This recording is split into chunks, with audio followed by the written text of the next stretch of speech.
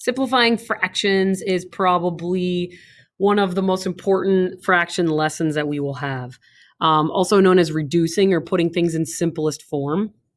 So take a look at the ways that you can get to simplest form the fastest are to the first star says use the greatest common factor to get there quickly, or divide the top and the bottom by the same number until you can't anymore.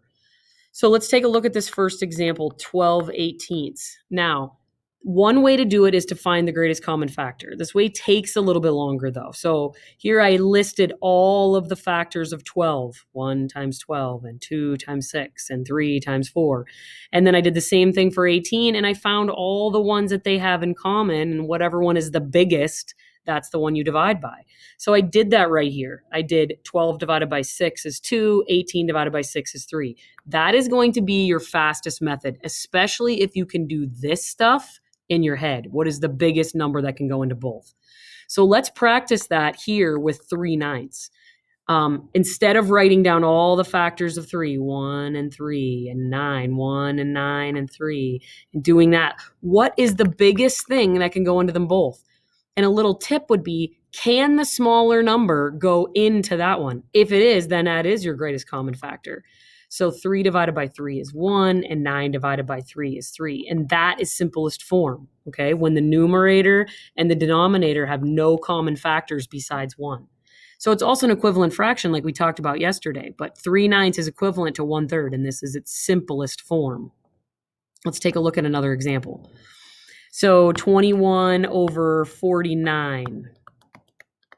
Can 21 go into 49 evenly without a remainder? No. So now we need to start thinking what can go into both of those.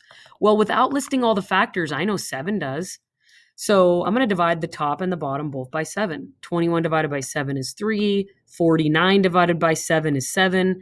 I can't reduce that any further. That's my final answer. So 3/7 is the simplest form.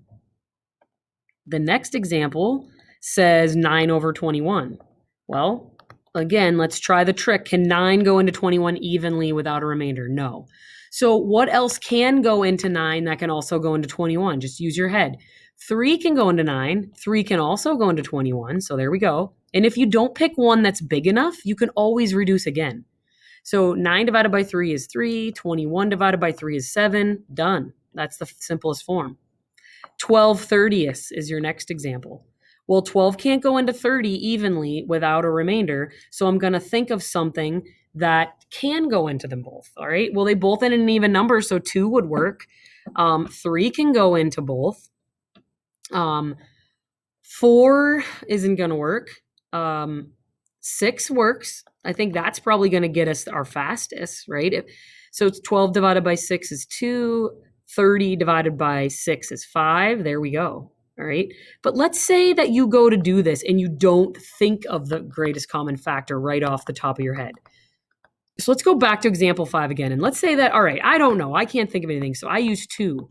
Well, 12 divided by 2 is 6. 30 divided by 2 is 15. Well, I'm not done because you can tell that that's not in simplest form. Just reduce again.